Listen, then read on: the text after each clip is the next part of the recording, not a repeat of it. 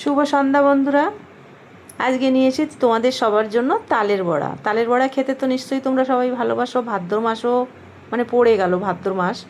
আমি অবশ্য ভাদ্র মাসের আগেই করে নিয়েছি তালের বড়া। ছেলে কলকাতার থেকে তাল এনেছিল, সেটা দিয়ে তালের বড়া করলাম। দেখো, ছেলেকে দিয়েই তালের মানে তালের রস রস বলবো নাকি, তালের পাল্পটা বের করে নিচ্ছি।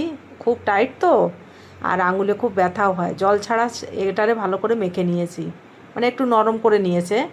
এবার ছেলে এই যে ইসের মধ্যে, থালির মধ্যে যে ঝিরঝিরে থালিটা থাকে, ওর মধ্যে ঘষে ঘষে আমের পলটা বের করে নিয়েছি।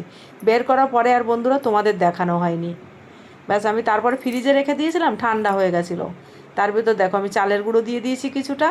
চালের গুঁড়ো মেশানোর পরে আমার মনে পড়েছে আমি তো রেসিপিটা করছি, তখন আমি আবার ক্যামেরা অন করে শুরু করে দিলাম। তালের ভিতরে আমি চালের গুঁড়োটা দিয়ে দিয়েছি। চালের গুঁড়ো মেশানোর পরে আমার মনে পড়েছে আমি তো রেসিপিটা করছি, তারপর আবার শুরু করলাম তোমাদের জন্য রেসিপি। তারপরে দিয়েছি বন্ধুরা, তাল দিয়ে চালের গুঁড়োটা মাখিয়ে দিয়েছি গুঁড়ো দুধ, তারপর দিয়েছি জাস্ট 1 চামচ চিনি, নারকেল, সামান্য 1 চিমটি নুন দিয়ে আমি এটাকে এবার মেখে নিচ্ছি।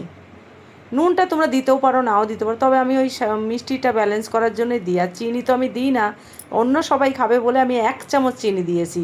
গুঁড়ো দুধটা আমি বেশি দিয়েছি, যাতে গুঁড়ো দুধেও কিন্তু ওই মনে হয় চিনিই মিশানো থাকে, নাহলে এতটা মিষ্টি হবে কেন। যাক গিয়ে, এ নিয়ে আর কিছু বলবো না। এবার আমি এটাকে ভালো করে মেখে নিচ্ছি। খুব সুন্দর হয়েছে। এইবার নারকেলটা একটু বেশি দিই, একবার আমি দিয়েছি পুরো নারকেলটাই, পরে আমি দিয়ে দিয়েছি গোটা নারকেল। আমি প্রথমে বন্ধুরা ফ্রাই প্যানের মধ্যে আমি তালের বড়াটা বানাচ্ছিলাম।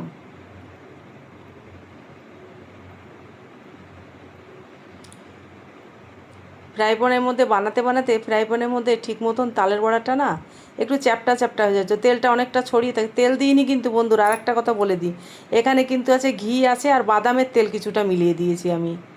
ঘি আর বাদামের তেল দিয়েছি।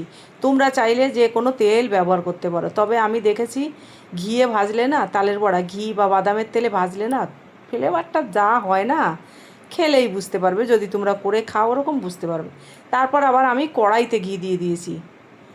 পরেরটুকু আমি আবার, এটা 2 দিন করে করা হয়েছে বন্ধুরা, এটা পরে আর একদিন করেছি, সেইটাও আমি আবার নিয়ে নিয়েছি তোমাদের জন্য। তারপরের দিন আমি কড়াইতে করে করেছি।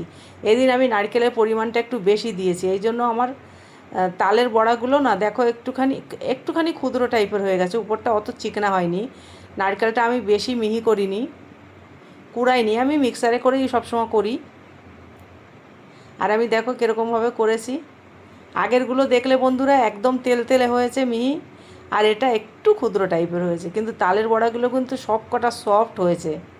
সফট মানে কি বলবো, তালের বড়া যখন খাও তখনের থেকে, মানে যখন হয় তখন খাওয়ার থেকে আমি বলবো ঠান্ডা করে খেলে পরে তালের বড়ার টেস্ট খুব ভালো লাগে।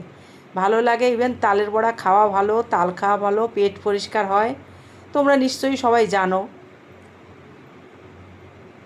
তাহলে আমার প্রিয় বন্ধুরা, ছোট্ট একটা রেসিপি নিয়ে এসেছি, মানে একদমই কম সময়। আশা করছি তোমাদের সবার ভালো লেগেছে।